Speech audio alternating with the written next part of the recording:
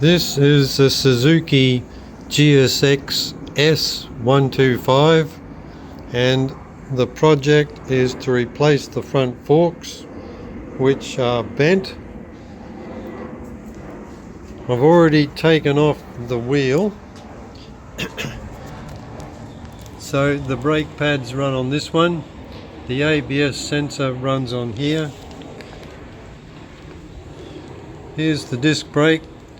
I put a twig in between the brake pads because if you accidentally touch the brake, it will force the piston out and it's very hard to get it reinstalled.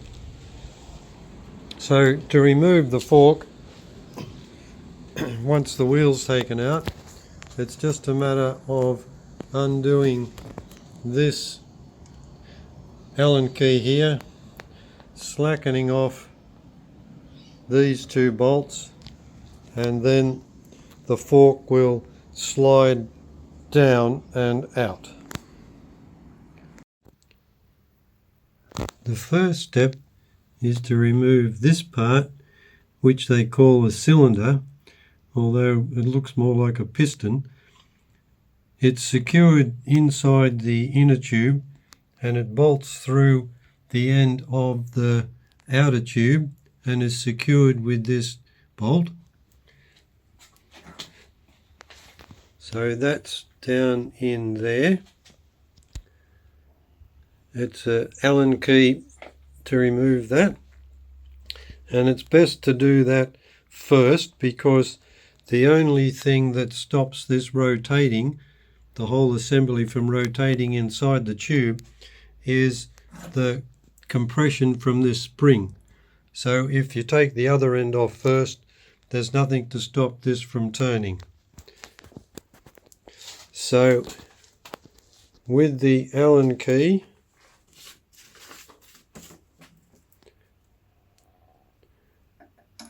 can go in there, and then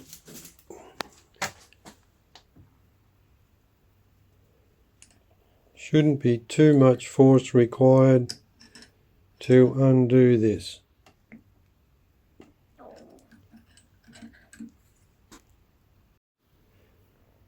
Once that's broken free, it's just a matter of screwing this right out,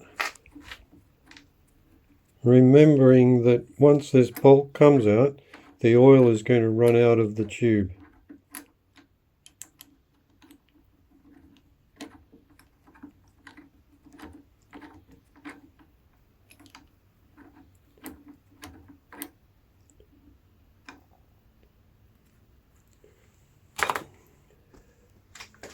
There's the bolts out. I'll just have to poke it from behind to push it out. Just use a little screwdriver behind there.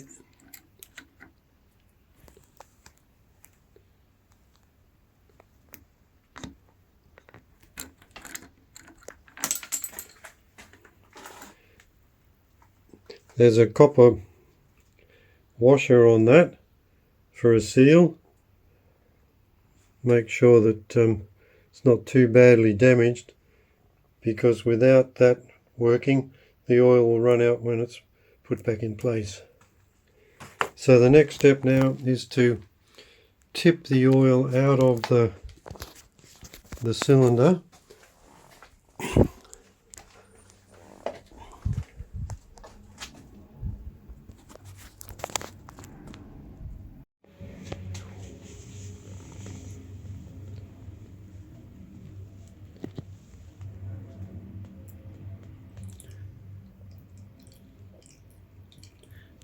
This might take a little while to drain, so I'll suspend it from the vise rather than hold it.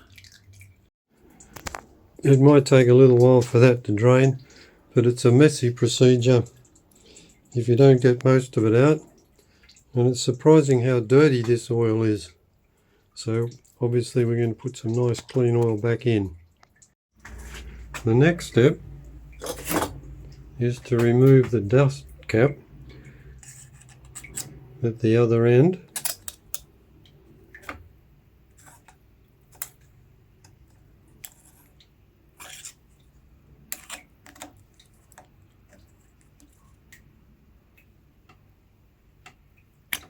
and that exposes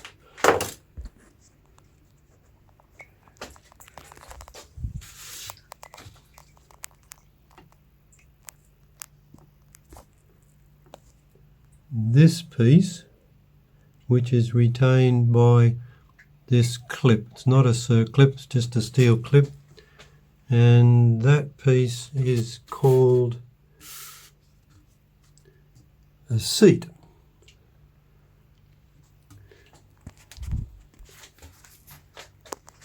So that is there, and you can see the clip around the edge. To get that out, it has to be depressed against the spring, and then the clip can be worked out with a skinny screwdriver. Once the bolt has been removed, the outer cylinder can be removed from the inner cylinder.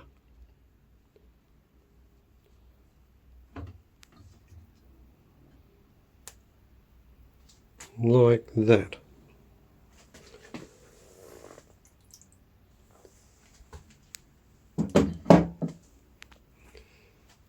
Now the next step is to remove the cap here, so that the everything inside the inner tube can be removed.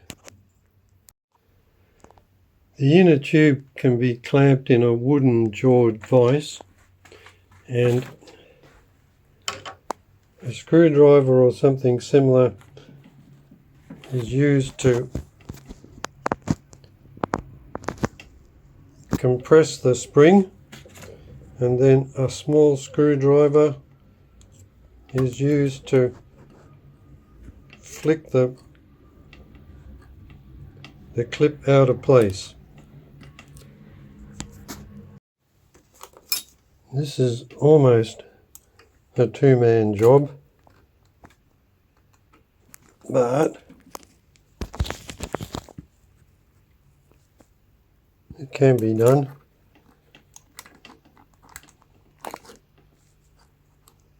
There's the clip. If I ease the tension off gradually so that this doesn't pop out,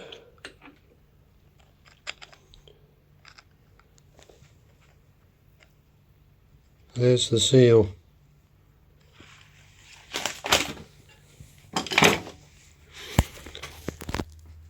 The next in here is the spacer, and then behind the spacer is a washer and then the spring. To get those out, I'm going to have to tip it up.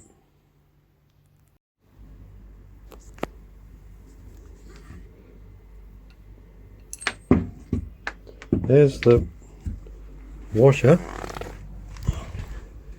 Fell out first. I'm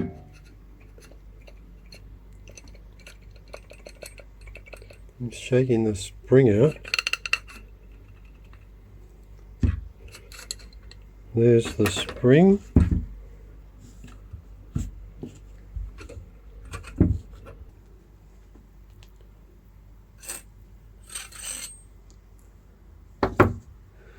And notice that the compressed end of the spring goes to the bottom. The tighter coils are in the bottom. And then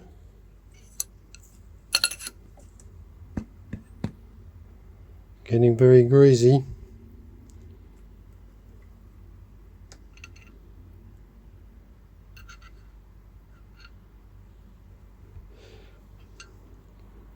That comes out from this end.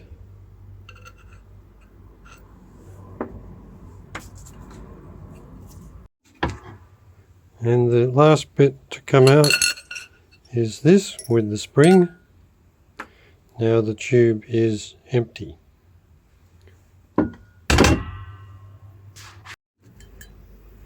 I've given the outer tube a good clean.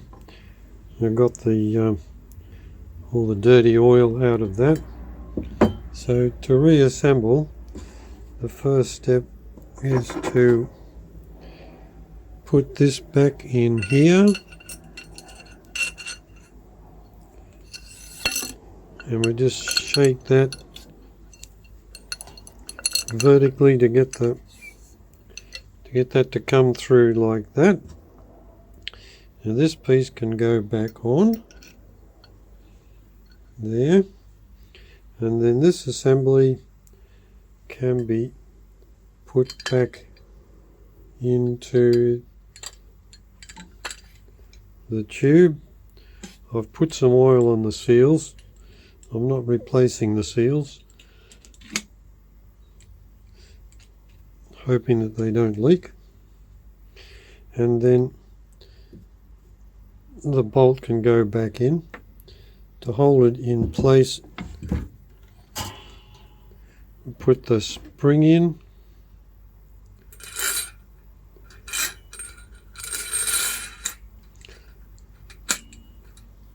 and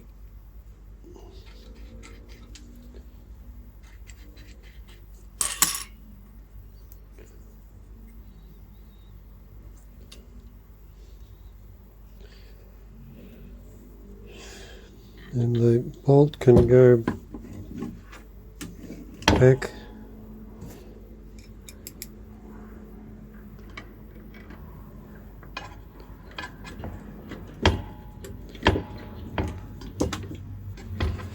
may not be able to tighten this right up because there's nothing to stop it turning without tension on the spring.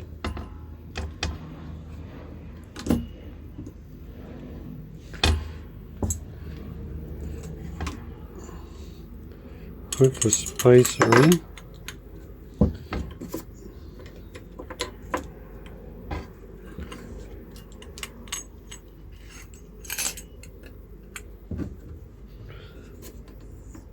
Put some load on it with the spring.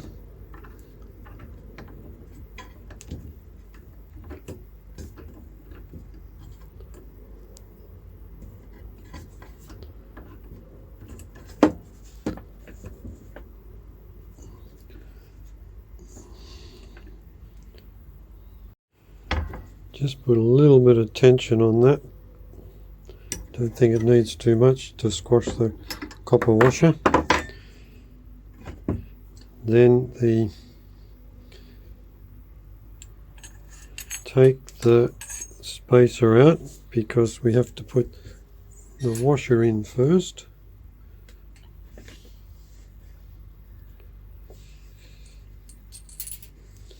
Washer goes in, spacer can go back in, and the next step is to fill the tube with oil, or not fill it, but to put the appropriate amount in, which in this case is 196 milliliters. So I've got a measuring jug and I'll fill that up to 196 on the mark.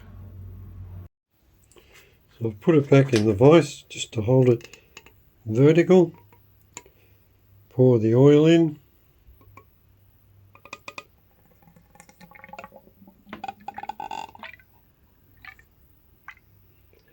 I've actually overfilled this container a little bit just to allow for the remainder that doesn't want to drain out easily.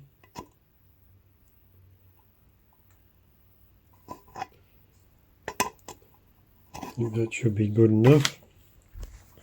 Now I'll put it back into the vise just at an angle so that it doesn't run out again. I'll put a bit of oil on the O-ring just to lubricate it into position.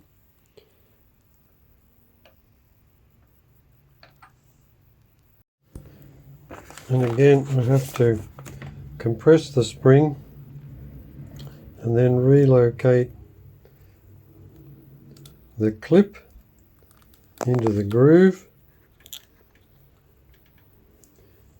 and then use a screwdriver or similar to push the clip down to the groove. I think it's located. Didn't really hear it click in.